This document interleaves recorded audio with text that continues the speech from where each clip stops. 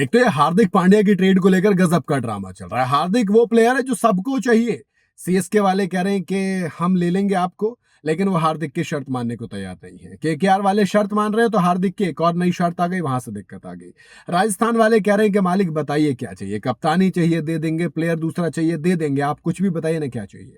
पंजाब वालों ने कह दिया एक काम करो हमारे साथ आ जाओ। जी हाँ, अब मुंबई इंडियंस और हार्दिक पांड्या के ऊपर है कि वो किसकी तरफ जाना चाहेंगे, क्योंकि आईपीएल खत्म हो गया लेकिन ट्रेड में बड़ा ही दिलचस्प मोड़ आ गया है। केकेआर और राजस्थान रॉयल्स दोनों ने मुंबई इंडियंस और हार्दिक पांड्या को अप्रोच किया। हार्दिक केकेआर के साथ जाने के लिए तैयार है, लेकिन अभिषेक नायर से दिक्कत है, क्योंकि रिपोर्ट्स में आ रहा है कि हार्दिक ने कहा कि अभिषेक नायर को हेड कोच के तौर पर से हटा दीजिए, हम आ जाएंगे।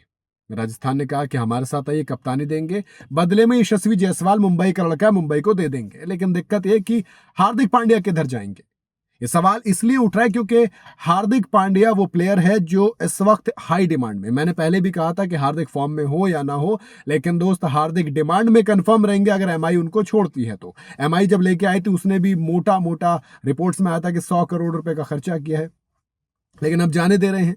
एंड केकेआर के साथ दिक्कत ये है कि मैं चाहता था हार्दिक आ जाए, बट यार केकेआर दो पेज फंस रहे हैं। एक तो रिंकू सिंह को कप्तान बनाना है, हार्दिक आ जाएंगे तो वो डायरेक्ट कप्तानी ले लेंगे। दूसरा अभिषेक नायर वाला, एंड गलत है यार, हार्दिक को नायर ने सपोर्ट किया इतना, तो फिर अब ये दिक्कत क्यों आ रही है।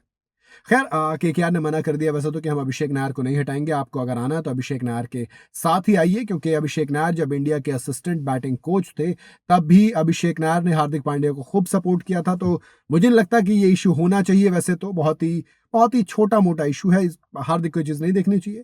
लेकिन मोस्ट प्रोबेबली जो अभी डील लग रही है, जो हो सकता है ट्रेड डील फाइनल होगी, वो होगी जो आप यशस्वी जायसवाल वाली देखेंगे। यानी कि यशस्वी जायसवाल मुंबई इंडियंस में जाएंगे और हार्दिक पांड्या राजस्थान रॉयल्स में बतौर कैप्टन जा सकते हैं।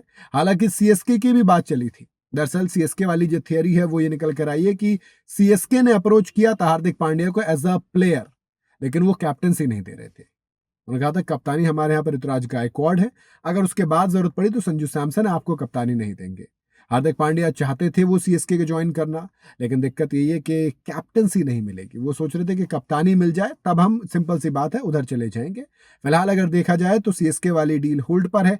एंड रविचंद्र अश्विन के पास सीएसके की इनसाइड इन्फॉर्मेशन अच्छी खासी होती है।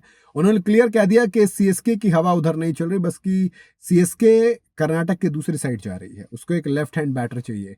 और जब दूसरी साइड यानी कि हैदराबाद पड़ता है लेफ्ट हैंड बैटर, यानी कि ईशान किशन पड़ता है, अच्छी फॉर्म में है, टीम इंडिया में है एंड हर तरीके से, तो मुझे ऐसा लग रहा है कि हैदराबाद के ईशान किशन फिलहाल तो सीएसके के टारगेट पर है।